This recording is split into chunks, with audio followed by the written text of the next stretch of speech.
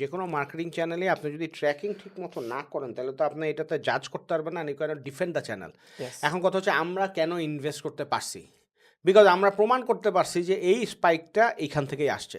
কিভাবে প্রমাণ করছি? সেটা হচ্ছে সবচেয়ে ইজিয়েস্ট ওয়ে হচ্ছে যে আপনার কোনো একটা চ্যানেলের থেকে আসলে সেটা হচ্ছে স্পেসিফিক একটা ডিসকাউন্ট কোড দিয়ে দেওয়া।